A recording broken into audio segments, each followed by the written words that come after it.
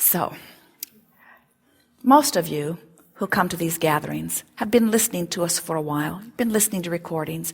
You hear us offering processes. And the processes, without exception, have been processes to assist you in releasing resistance, because we know when you let go of the cork, it's going to float.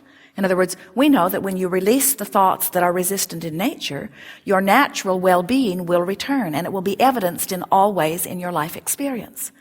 So we've offered processes like pivoting, which simply say, think about what you do want, not what you don't want. Let the contrast help you to know what you don't want, but as soon as you're sure what it is you don't want, and what you do want becomes clear, then start talking about what you do want and why you want it, and pretend it, imagine it, play with it. Processes like scripting, which simply say, write it out the way you want it to be. Pretend that your pen has power. It does. And write until you feel emotionally moved. Write until you feel the clarity of your own desire. But we have to say to you that the reason that the processes that we've been offering over time have been so effective with those of you who have been gathering is because most of you, if we feel your vibrational meter, weigh in somewhere in the area of frustration, overwhelmment, somewhere in there, ranging from that all the way up into appreciation and love and passion. So the emotional scale that we're going to play with here today, at the most disconnected levels, that's where that powerlessness and despair is. That's where you would use words like depression. And then, as you move up a little bit, you would find yourself in some feelings of rage, revenge. Remember those two words, rage and revenge, because we want to show you that they're not in the order that you think they are. All the way up into anger. Then from anger, there are many degrees of anger, but then you get into those feelings of overwhelmment and frustration. And then you find that pessimistic feeling, and then you find that hopeful feeling, and then you find that more optimistic feeling, and then you find feelings of appreciation and love and joy and bliss and all of that. So there's this range which you can feel when you think about it. What we've noticed with those like you, most of you are somewhere in overwhelmment and frustration, but you can quite easily, with a little bit of effort, move into ranges of true appreciation. You can maintain your vibration rather well. But often you meet someone, or even now and again something happens in your experience that is out of your control, that cause you to dip into those ranges that are more like depression. And what we've noticed, sometimes someone who is truly depressed, truly feeling disempowered, finds unconsciously, in a sort of self-survival way, guided from source, really, finds a true thought of anger, even hatred and revenge.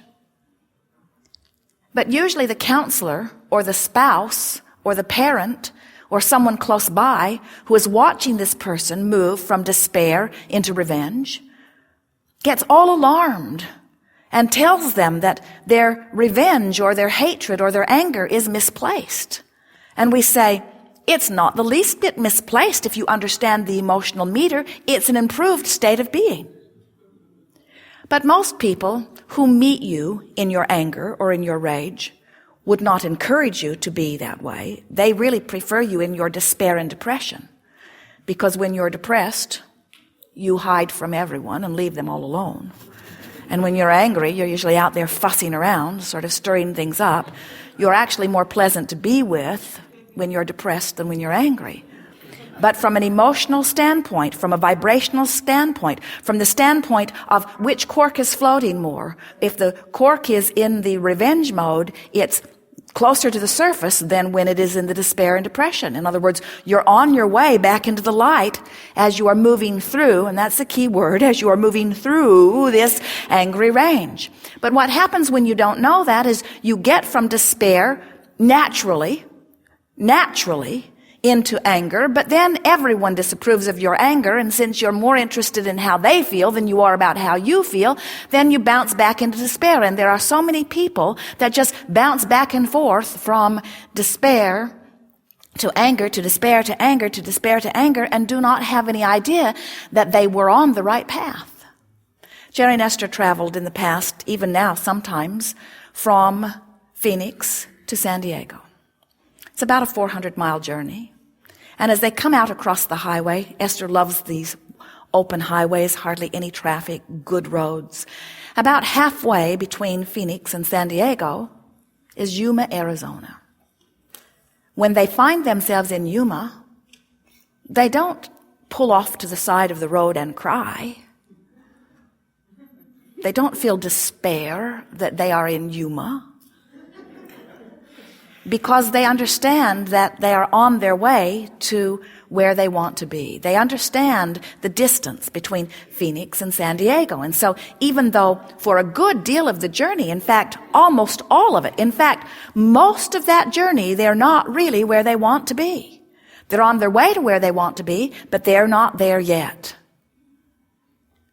It is a quantifiable journey, though, isn't it? It's understandable. And so since you know you're on your way, then you find pleasure where you are. But if they thought they would never get there, that this was as far as they could ever get on their way, there would be despair, we promise you. What happens with people who are making these emotional journeys is that they often do not have a quantifiable journey. In other words, they don't understand that they can tell which direction they're headed. In other words, Jerry and Esther don't get so dismayed when they're in Yuma that they get all disoriented and go back to Phoenix. In other words, they can always tell which way they're going, but sometimes we watch you and you don't seem to know which way is up in terms of the cork floating or which way is moving up the emotional scale, because you sort of get lost in the emotion where you are and you beat the drum of where you are. So moving up the emotional scale is about recognizing where you are on the emotional scale. And we'll show you how to do that. You just feel around until you're able to pinpoint it pretty well. And then you reach for an emotional goal that you believe is possible. Isn't it annoying when you feel terrible to have some bright-eyed, bushy-tailed Abraham student or teacher telling you to follow your bliss? You create your own reality, they say. You need to stop doing that. What you really want to do is just eliminate them from the face of the earth. In other words, when there is a big difference in the vibrational frequencies, there's not much help that comes. And so what we're wanting to show you is how you can bridge your vibration into something that is absolutely manageable. So think about it.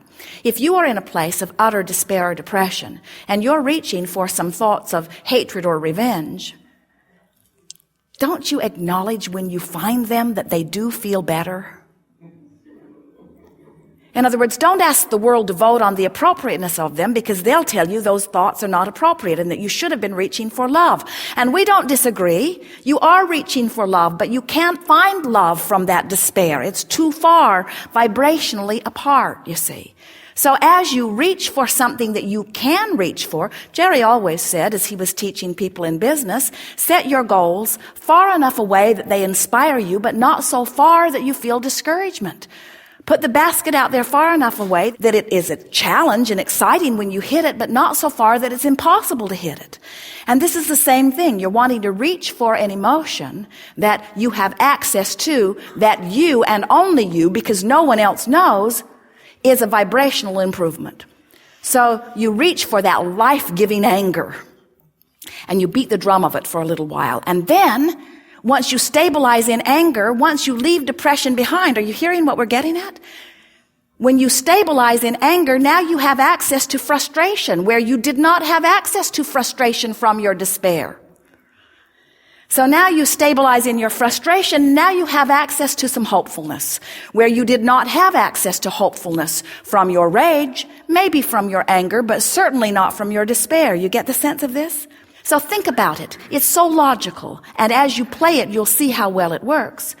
If you are beating the drum of despair because something that has happened that you cannot control and it's knocked the wind out of you, you feel terrible, and now you're reaching for some thoughts of anger, and as you consciously do it, you're doing it on purpose, and you find that anger and suddenly you're breathing again. In other words, you don't feel so claustrophobic, you can catch your breath, you're feeling better, your friends still don't like you, but you feel better. You feel better.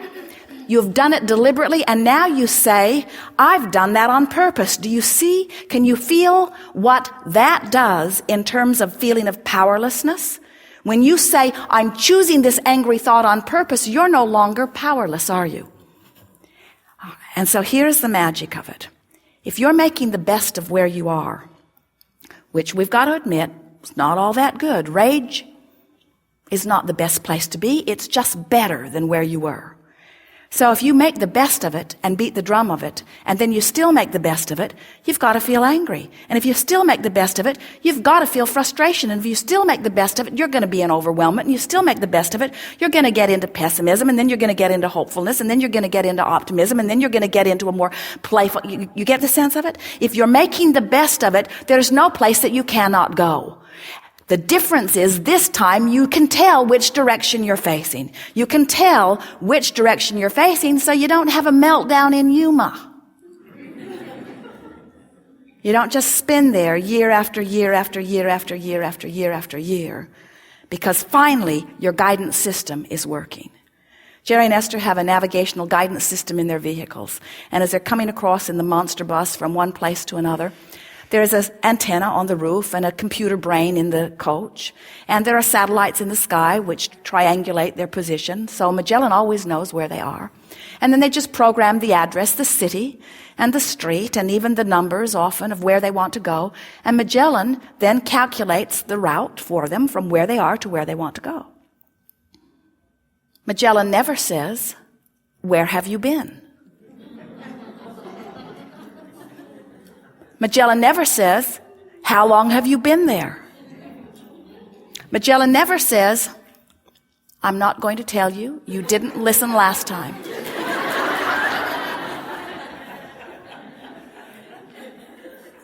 If Jerry and Esther don't pay attention to her and go in the opposite direction of what she says, it's a woman's voice. The man's voice was too bossy. If Jerry and Esther take another route or make a U-turn to get fuel, Magellan says, when it is possible, make a legal U-turn. In other words, she can tell that they are going in the other direction. And you can too. Your emotions, as they are getting better and better and better, mean you're headed toward where you want to be. But your emotions, as they are feeling worse and worse and worse, are telling you you're headed in the opposite direction of where you want to be. Sometimes you say, but it's true. And Magellan would say, it doesn't matter. It's still in the opposite direction of where you want to be. Don't pay any attention to what someone says is true. Only pay attention to if the truth, if the vibration, if the word, if the feeling is taking you toward where you want to be. So, here's the most significant thing for you to gather from everything that we've been saying here today. The distance between your poverty and your outrageous abundance is an emotional journey. It's not a financial journey. The distance between your physical incapacity or illness and fabulous vitality and wellness is not a physical improvement journey. It's an emotional journey. The distance between any place that you are and any place that you want to go is an emotional journey. It's about how good can I make myself feel about this and a lot of other things right now, because everything about your point of attraction is about your vibration, and your vibration is only about how you feel.